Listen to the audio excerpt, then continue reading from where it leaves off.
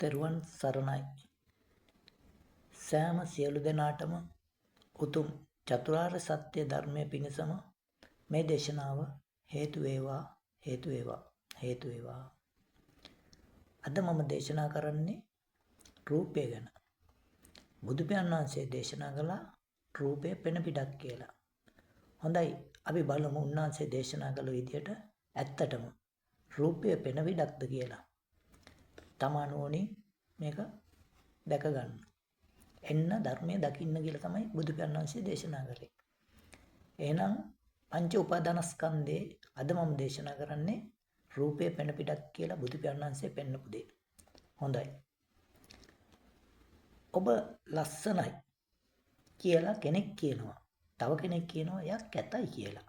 තව කෙනෙක් කියනවා නෑ එයා කැතත් නෑ ලස්සනත් නෑ කියලා ඉවරලා. ඔබ කඩේකට ගිහිල්ලා ලස්සන සෙරප් දෙකක් ගන්නවා. එහෙම නැත්නම් ලස්සන මොකක් හරි භාණ්ඩයක් ගන්නවා. Tamanට ෂර්ට් එකක්, ගවුමක් මොකක් හෝ ගන්නවා. ඒ ගන්න දේ ඔබ ගන්නේ ලස්සනයි කියලා නේද?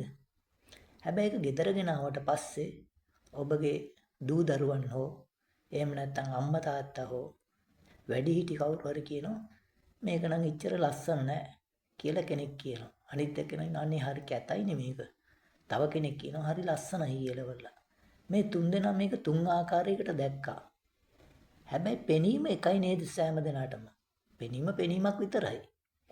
හැබැයි පෙනිච්ච දෙයට කැතයි ලස්සනයි සාමාන්‍ය මධ්‍යස්ථයි කියලා ඉවරලා ඈදනගෙන හිටියද? නෑ නේද? එහෙනම් මේක දැනගත්තේ කවුද? සිතින් නේද? එහෙනම් සිත ඇත්තටම සිත ඔබ රැවට්ටුව නේද? ලස්සනයි කියලා හෝ කැතයි කියලා හෝ මධ්‍යස්ථයි කියලා හෝ. ඇයි එහෙම රැවට්ටුවේ? ඇත්තටම ඒ රූපය පෙනීම තුල ඉඳගෙන බලනකොට ඒක කැතත් නෑ ලස්සනත් නෑ මධ්‍යස්ථත් නෑ.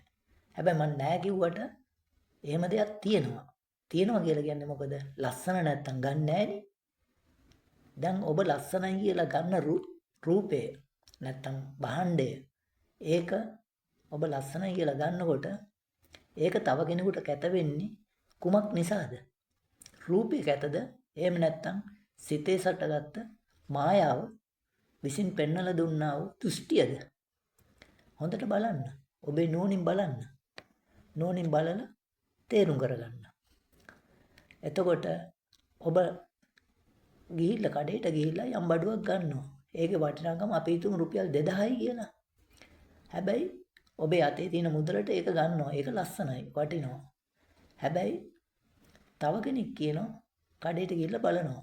දැන් ඔබ ගත්ත ලස්සනයි කියලා ගත්ත දෙයේදී කැතයි කියලා ඔබ යම් කිසි කොටසක් අතෑරියා නේද? තව බහන්න වගේක්.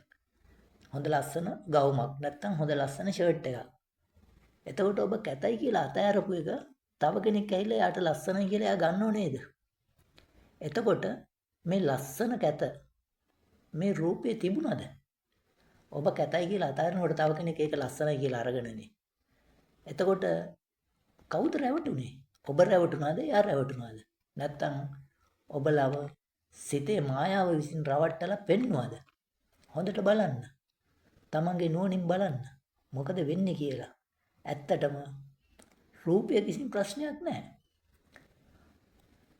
ඒක නිසා තමයි බුදු පියාණන් වහන්සේ කිව්වේ රූපය පෙන පිටක්. මහණෙනි, රූපය පෙන පිටක්. පෙන පිටේ මොනවද තියෙන්නේ? බලන්න හොඳට පෙන පිටේ මොනවද තියෙන්නේ කියලා.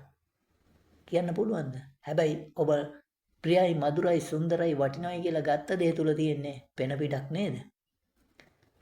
හැබැයි ඒකේ ලස්සන නැද්ද? මහණෙනි, ලස්සන තියෙනවා. ප්‍රිය ස්වභාවයක්, මధుර ස්වභාවයක් තියෙනවා රූපේ. හැබැයි මේ ප්‍රිය ස්වභාවයයි මధుර ස්වභාවය නිසා තමයි ලෝක සත්‍ය රැවටෙන්නේ, දුකටපත් වෙන්නේ. සත්‍ය දන්නේ නැති නිසා, අවිද්‍යාව නිසා. අන්න අවිද්‍යාව නිසා මායාව විසින් රවට්ටලා පෙන්නවා මේක ප්‍රියයි, මధుරයි, සුන්දරයි කියලා ඉවරලා. එහෙනම් මෙලොව සියලුම දේවල් ඇහැ විසින් රැවට්ටුවා නෙවෙයි, සිත විසින් රැවට්ටුවා මායාව විසින්. මායාව විසින් රවට්ටලා පෙන්නනවා මේක ලස්සනයි, ප්‍රියයි, මధుරයි, සුන්දරයි කියලා.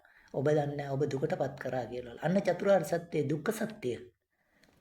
ඔබ දැනගෙන හිටියේ නෑ. දුක්ඛ සත්‍ය කියන්නේ මේකයි කියලා. දුක කාටත් දැනෙන, පේන, හැඳින්න දුකක් තියෙනවා. ඒක නෑ කියන්නේ නෑ. හැබැයි ඒ දුකට හේතුව තමයි ප්‍රිය ස්වභාවයයි මధుර ස්වභාවයයි. මේ ප්‍රිය ස්වභාවය මధుර ස්වභාවය ගෙනත් දුන්නේ අර වටිනා කියන රූපේ නෙවෙයි. ඔබේ සිතයි. හොඳට බලන්න. ඔබට හොඳට තේරුම් යයි.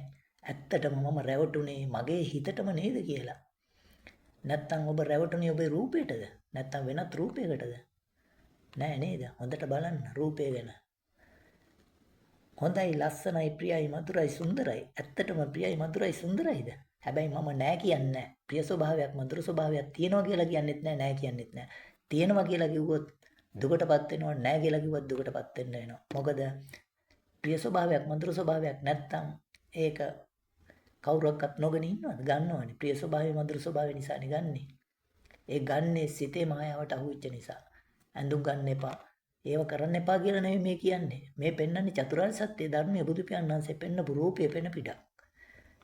බලන්න ලස්සනට විග්‍රහ කරලා දිනවා බුදු පියාණන් වහන්සේ.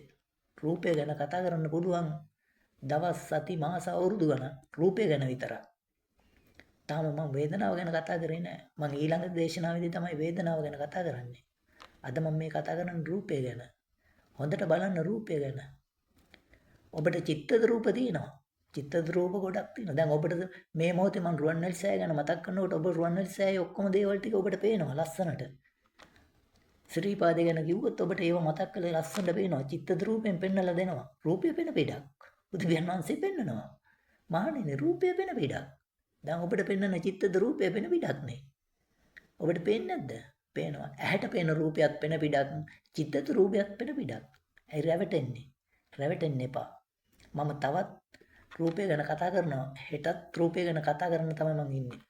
නමුත් වේදනාව ඊට පස්සේ කතා කරමු. රූපය තව දේවල් ගැන කතා කරලා ඔබලට රූපයෙන් මිදෙන්න මම මාර්ගය පෙන්වන්නම්. හැබැයි මිදෙන්න නොබින්දන එක ඔබලාගේ වැඩක්. මට ඒක කරන්න පුළුවන් කමක් නැහැ. ඇත්තටම රූපය පෙන පිටක් නම් පෙන පිටේ මොනවද තියෙන්නේ? ඇහැ කිව්වේ නැහැනේ මේ රූපය ගැතයි කියලා. ඇහැට කියන්න බෑනේ. කතා කරන්න බෑ කියලා කියයි ඇහැට. නෑ කතා කරන එක ගැන නෙමෙයි මම මේ කියන්නේ. ඇහැට ලස්සන පේන්නේ නැහැ. ඇහැට කැත පේන්නේත් නැහැ. ඇසට තියෙන පෙනීමක් විතරයි. පෙනීම තුල පෙනීම ගැන කතා කරන්න බෑ. මොකද පෙනීම කියන්නේ පෙනීමක් විතරයි. පෙනීම තුල සකස් කරලා පෙන්වන මායාව, සිතේ මායාව තමයි අපි මේ රවට්ටන්නේ. ඒක නිසා මේ මායාවට රැවටෙන්නේ නැතුව බලමු අපි මේකෙන් තවත් ඉදිරියට දේශනා කරලා ඉවර වෙලා ඔබම තමයි මේකෙන් ගැලවෙන්න ඕනේ. මට ගලවන්න බෑ ඔබව. ඔබ සත්‍ය දකින්න. මට පුළුවන් සත්‍ය පෙන්වන්නයි. මම රූපේ නැහැ කියන්නෙත් නැහැ, රූපේ තියෙනවා කියන්නෙත් නැහැ. මොකද මම රූපේ තියෙනවා කිව්වත් වැරදි, රූපේ නැහැ කිව්වත් වැරදි. ඒක ඔබේ නුවණට වැටහෙනකොට ඔබට තේරෙයි ඇත්තටම රූපේ තියෙනවද? ඇත්තටම රූපේ නැද්ද කියලා. හරි.